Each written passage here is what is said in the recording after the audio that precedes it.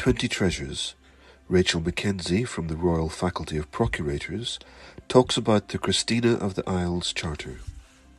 This charter from Christina of the Isles is one of the oldest objects in the Royal Faculty of Procurators collection, and it's an early example of evidence of a woman owning land in her own right in Scotland.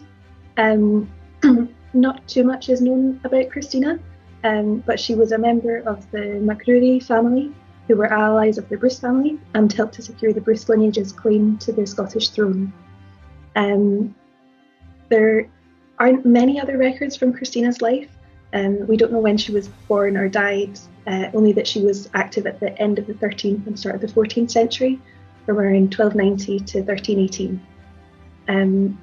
She was married to Duncan of Mar, who was a relative of the Earls of Mar, and we know that he died before she did, as she was described in other records as his widow.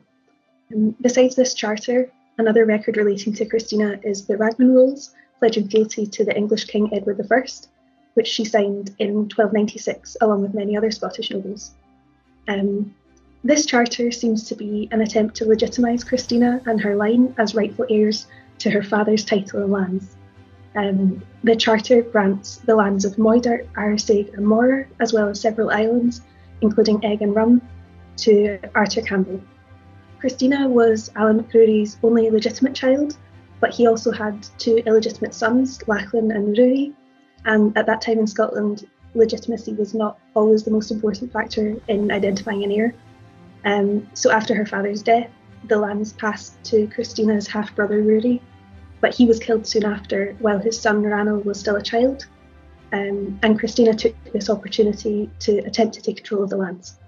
Arthur Campbell, the man to whom she granted the lands, was a friend of Robert I, and the list of witnesses on the charter suggests that it had the approval of the king, as they were all allies of Robert I from powerful families in the west of Scotland.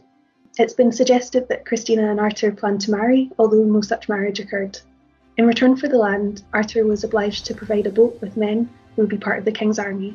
The charter appears to solidify the king's control over this strategically important part of the country, at the same time as it reasserts Christina's right to the land. However, despite this attempt to claim her inheritance, the land did indeed pass to her nephew Ranald after her death. This was not the only instance where Christina provided support for Robert I. After he was defeated at the Battle of Tyndrum and narrowly avoided capture by his enemies, Robert went into hiding for a year, and when he returned to his lands in Carrick, he was given aid by a noblewoman who, it's possible, was Christina. And the MacRory family was allied quite closely with the Bruce family. Christina was possibly Robert I's cousin by blood and was further related to him by her marriage to Duncan of Mar, who was a relation of Robert I's wife Isabella. This item came into the collection of the RFPG as part of the Hill collection, which is one of several collections that the RFPG maintains.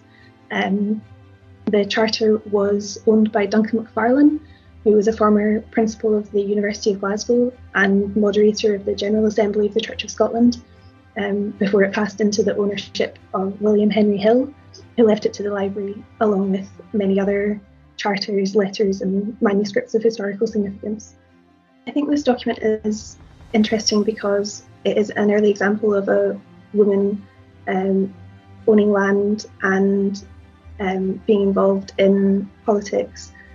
It's also one of the earliest documents in the RFPG's collection, and it has these connections to national history that weren't immediately apparent when I first came across it, but when I read more about it, it was clear that it had a really interesting story. For more information, visit www.scottisharchives.org.uk/treasures.